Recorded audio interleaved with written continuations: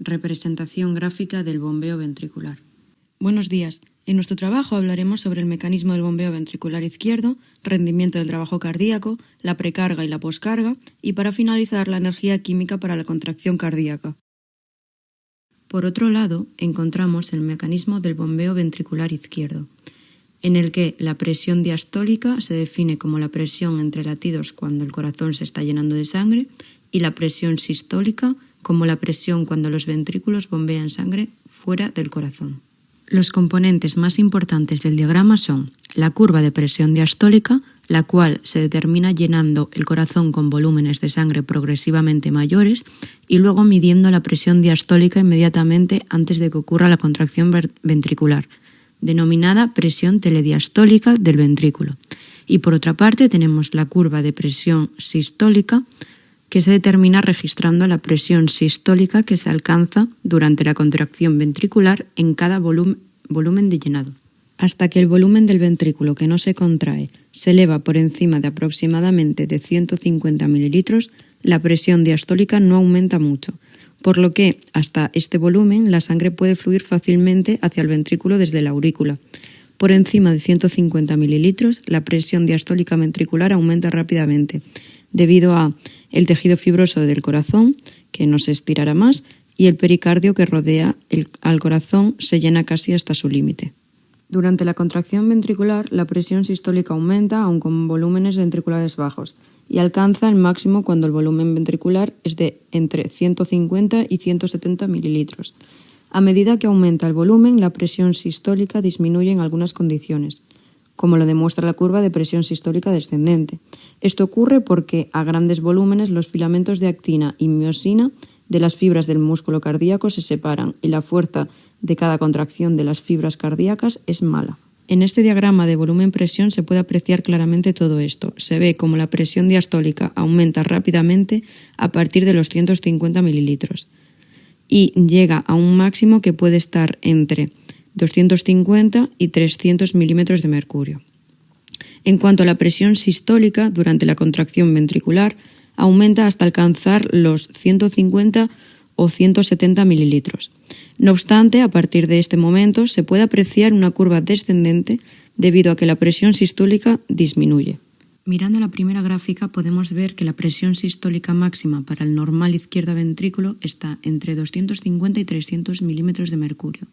Pero esto varía dependiendo de la fuerza cardíaca de cada persona y el grado de estimulación cardíaca por los nervios cardíacos, mientras que para el normal derecha ventrículo la presión sistólica máxima está entre 60 y 80 milímetros de mercurio. El ciclo cardíaco lo podemos dividir en 4 fases. Primero estaría el periodo de llenado, a continuación el periodo de contracción isovolumétrica, después el periodo de eyección y por último estaría el periodo de relajación isovolumétrica. No obstante, estas 4 fases se pueden englobar dentro de 2 grandes fases, la diástole y la sístole.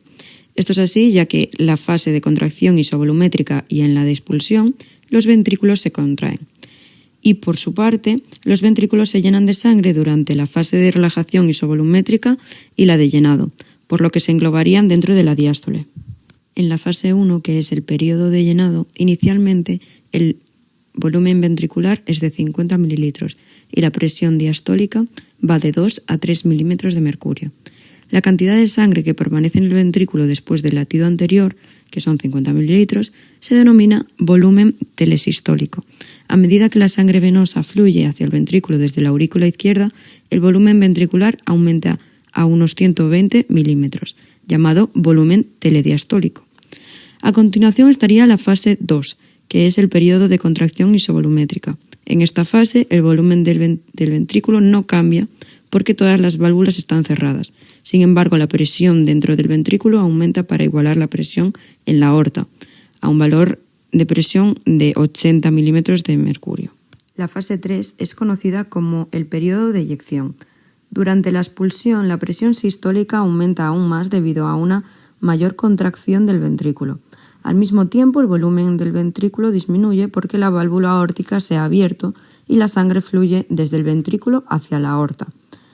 La fase 4, que sería la final, es el periodo de relajación isovolumétrica.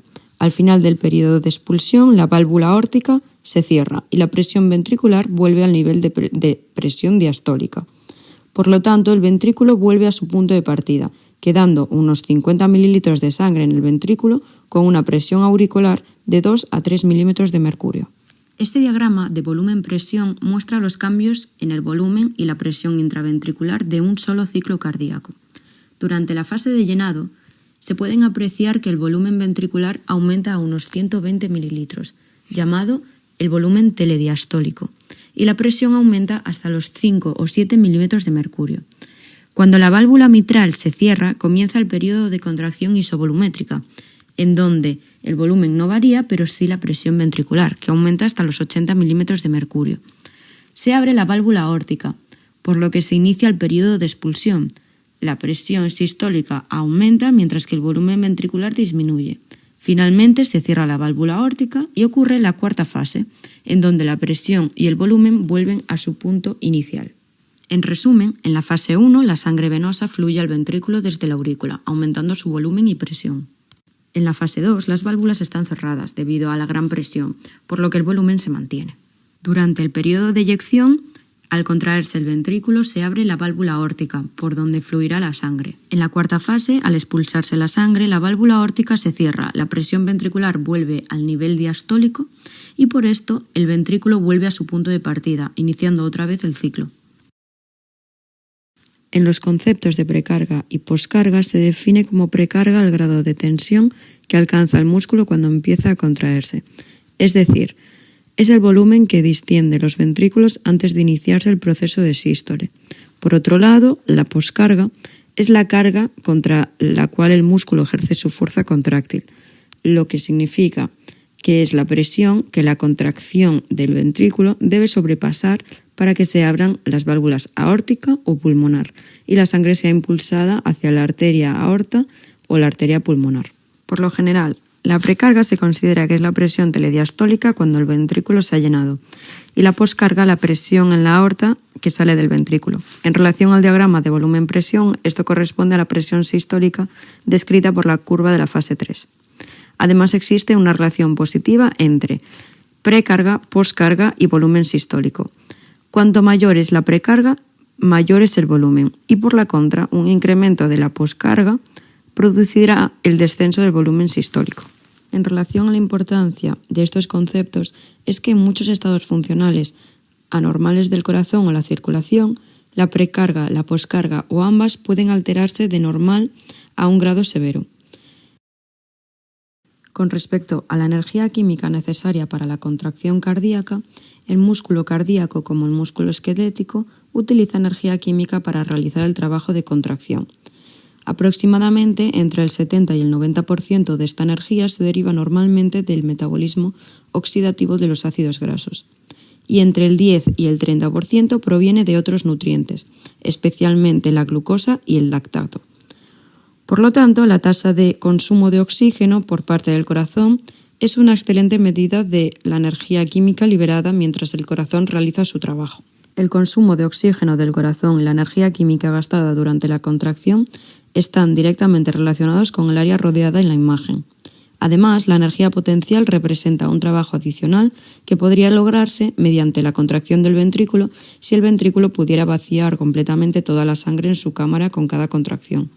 También se ha demostrado que el consumo de oxígeno es casi proporcional a la tensión que ocurre en el músculo cardíaco durante la contracción, multiplicado por la duración del tiempo que la contracción persiste. Esto se llama el índice de tensión-tiempo. Según la ley de Laplace, la tensión de la pared ventricular está relacionada con la presión del ventrículo izquierdo y el radio. Debido a que la tensión es alta cuando la presión sistólica es alta, se utiliza correspondientemente más el oxígeno.